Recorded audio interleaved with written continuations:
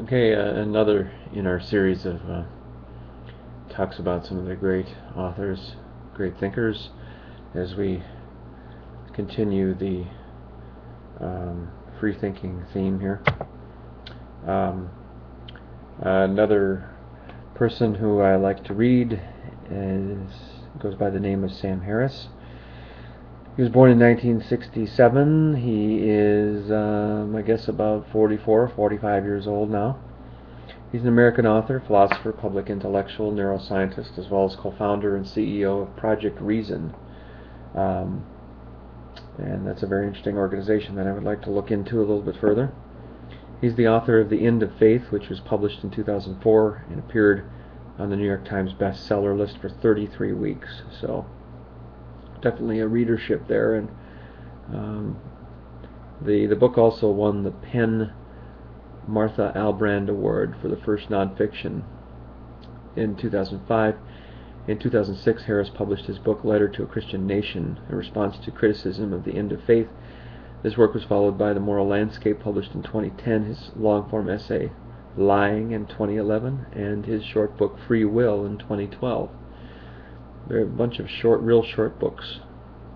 Easy to read, the last two. Quick to read. Not easy to read necessarily, but quick to read. Harris is a well-known contemporary critic of religion and proponent of scientific methods, skepticism, and the new atheism. He's also an advocate for the separation of church and state, freedom of religion, the liberty to criticize religion. Harris has written numerous articles for the Huffington Post, LA Times, Washington Post, New York Times, Newsweek, and the journal Nature. His articles touch upon a diversity of topics, including religion, morality, neuroscience, free will, and terrorism. In his 2010 book, The Moral Landscape, he argues that science can help answer moral problems and can aid the facilitation of human beings. He regularly gives talks around the United States and Great Britain, which include speeches at the University of Oxford, Harvard, Caltech, Berkeley, Tufts University, as well as TED, where he outlined the arguments made in his book The Moral Landscape. Harris also made numerous television appearances, including interviews for Nightline, Real Time with Bill Maher, that is, The O'Reilly Factor, Daily Show. He's made the appearances on the comedy shows and all kinds of stuff. It's a very wide exposure. He also appeared in the 2005 film The God Who Wasn't There. I've never seen that. Harris grew up in a secular home in Los Angeles with a Jewish mother and Quaker father who rarely discussed religion.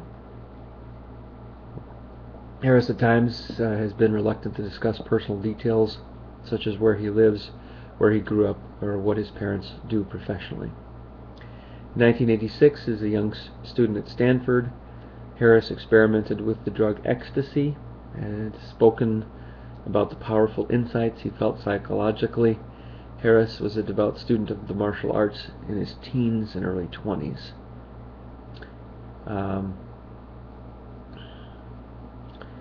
Harris found himself interested in spiritual and philosophical questions when he was at Stanford, and the notion that he might be able to achieve spiritual insights without the help of drugs.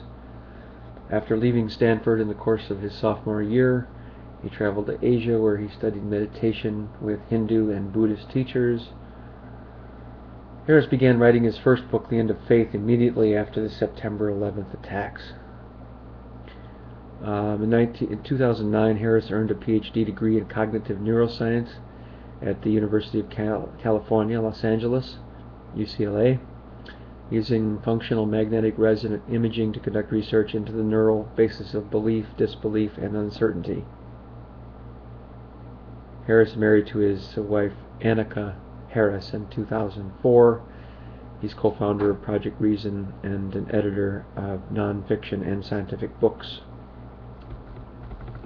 So what is Sam Harris's worldview? Harris's basic message is that time has come to freely question the idea of religious faith, to logically question it.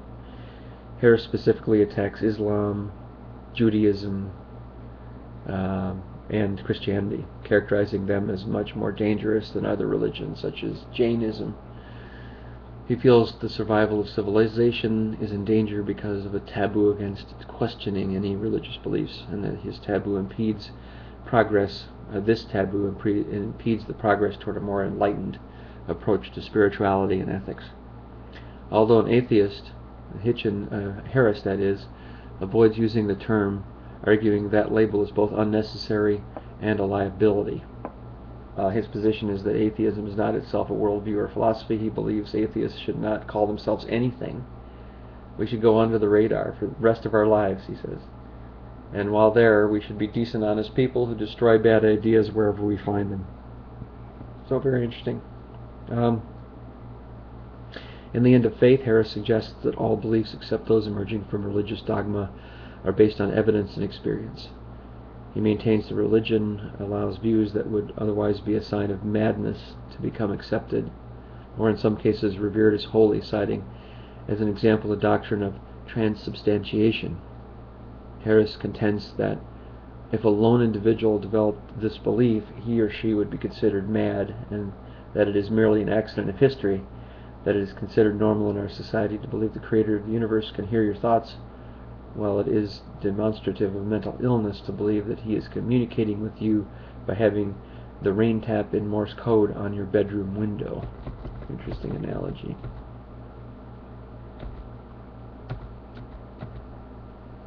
Harris postulates that religion is essentially a failed science. He states religion was the discourse we had when all causes in the universe were opaque, such that religion developed as a consequence of humans' cognitive imperative to seek explanations, coupled with an earlier obliviousness to the natural order of the environment. As a cognitive and behavioral imperative, we form descriptions of the world and we try to figure out what's going on. We tell ourselves stories about our origins, about where we are going, and about the causes in the world. Given our pervasive ignorance and disposition to see agency in the world, these stories entail relationships with invisible friends and enemies. Harris believes that religion is losing the argument with science, given the escalating popularity of science. The escalating popularity of science. Very interesting. And Harris suggests that we advocate a benign, non-coercive, corrective form of intolerance, distinguishing it from historic religious persecution. He promotes a conversational intolerance in which personal convictions are scaled against evidence, where intellectual honesty is demanded equally in religious views and non-religious views. He suggests that just as a person declaring a belief that Elvis is still alive would immediately make his every statement suspect in the eyes of those he was conversing with, asserting a similarly non-evidentiary point of religious doctrine ought to be met with similar disrespect. He also believes there is a need to counter inhibitions that prevent the open critique of religious ideas, beliefs, practices under the auspices of tolerance. Harris maintains that such conversation and investigation are essential to progress in every other field of knowledge. As one example, he suggests that few would require respect for radically differing views on physics or history. Instead, he notes societies expect and demand logical reasons and valid evidence for such claims, while those who fail to provide valid support are quickly marginalized on those topics. Thus, Harris suggests the routine deference accorded to religious ideologies constitutes a double standard, which, following the events of September 11th attacks, has become too great a risk. So he became much more concerned after 9/11. In a 2007 PBS interview, Harris said the usefulness of religion, the fact that it gives life meaning, that it makes people feel good, is not an argument for the truth of any religious doctrine. It's not an argument that's reasonable to believe that Jesus really was born of a virgin, or that the Bible is the perfect word of the Creator of the universe. You can only believe those things, or you should only be able to believe those things if you think there are good reasons to believe those things. And there's tons of stuff just on Wikipedia on that's the problem with the internet. There's just too much out there. And there have been his detractors as well. Sam Harris has pissed some people off as well. Harris has been criticized by some of his fellow contributors at the Huffington Post even. In particular, R.J. Eskow, I'm not sure how you pronounce it, R.J. Eskow has accused him of fostering an intolerance toward Islam potentially as damaging as the religious fanaticism that he opposes. So he's being just a little bit too direct, apparently. He's too direct and too honest, and maybe that Eskow would say that he's just too honest. But then again, why should we be criticized for being too honest? Margaret Wertheim, herself an atheist, also weighed in, contending that liberals should view Harris's account of religious faith with considerable skepticism. On the other hand, Harris has received backing from Nina Burleigh and Richard Dawkins. In 2006, Harris came under a sustained attack in a featured article by Meera Nanda for The New Humanist, in which she claimed that his analysis of religious extremism was flawed and suggested he was criticizing religion for what seems to be his real goal, a defense, nay, a celebration of Harris's own Buddhist and Avadeta Hindu spirituality, but I'm not quite sure what that means. Journalist Chris Hedges' book, When Atheism Becomes Religion, targets Harris and Dawkins as its two examples of the worst atheism has to offer. Wow. Chris Hedges, man, so good in so many ways, but so dangerous in so many ways as well. Early in the book, Hedges quotes a statement from Harris's The End of Faith, regretfully advocating a nuclear first strike is arguably the only course of action available to us, given to what Islamics believe. In an event of an Islamist regime such as in Iran acquiring nuclear weapons capability, Harris has responded to Hedges' repeated mentions of the quotation throughout the book and subsequent articles and interviews by reprinting the passage in question with sections highlighted to stress his personal horror not only at the likely immediate casualties of a first strike, but also at the probable ultimate consequences for Westerners, and his call for Muslim nations to police each other's weapons development so as to prevent the scenario from arising. Anthropologist Scott Atran has criticized Harris for using what Atran considers to be an unscientific approach towards highlighting the role of belief in the psychology of suicide bombers. In the 2006 conference Beyond Belief, Altran confronted Harris for portraying a caricature of Islam. Altran later followed up his comments in an online discussion for Edge.org, in which he criticized Harris and others for using methods of combating religious dogmatism and faith that Altran believes are scientifically baseless, psychologically uninformed, politically naive, and counterproductive for goals we share. In The Nation Interest, Atran argued against Harris's thesis, that is, in the moral landscape, that science can determine moral values. Atran adds that abolishing religion will do nothing to rid mankind of its ills. I definitely disagree with Atran here, and that science can be integrated with morality, that humanism can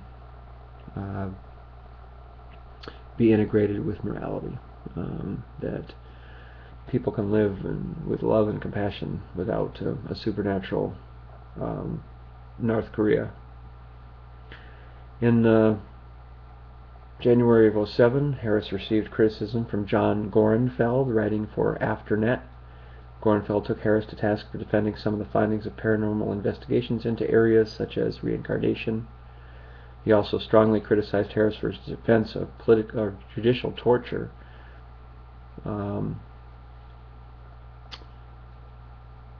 In 2007, Harris debated with the evangelical pastor Rick Warren for Newsweek magazine. Madeline Bunting quotes Harris in saying some propositions are so dangerous that it may even be ethical to kill people for believing them, and states this sounds like exactly the kind of argument put forth by those who ran the Inquisition. Quoting the same passage, theologian Catherine Keller asks, could there be a more dangerous proposition than this? Argues that the anti-tolerance it represents would dismantle the Jeffersonian wall between church and state. Writer Theodore Dalrymple also described the passage as quite possibly the most disgraceful that I had read in a book by a man posing as a rationalist. And what Harris was merely saying was that people can hold such dangerous ideas that it may be ethical. And he says may be ethical to kill them. And then they took that out of context and ran with it like crazy. Harris repudiated his critics' characterization, stating, "They have interpreted the second sentence of this passage to mean that I advocate simply killing religious people for their beliefs, but such a reading remains a frank distortion." So he's saying exactly that. Harris goes on to argue that beliefs are only dangerous to the extent that they can influence a person's behavior and to the extent that the behavior is violent. He believes that preemptively attacking known dangerous fanatics is justified. Harris also claims, however, that whenever we can capture and imprison jihadists, we should, but in most cases this is impossible. If the quote is read in its context, it clearly states that when extreme beliefs motivate terrorism, preemptive strikes against potential terrorists are sometimes, not all the time, but sometimes justified. So Sam Harris's writing focuses on neuroscience and the criticism of religion, for which he is best known so far. He blogs for the Washington Post, the Huffington Post, formerly for Truthdig, and his articles have appeared in such publications as the New York Times, Boston Globe, and Newsweek, and the British national newspaper, The Times. So there it is, and he continues to have an interesting life, and I need to get to telephone, and I think that is my lovely wife is calling now.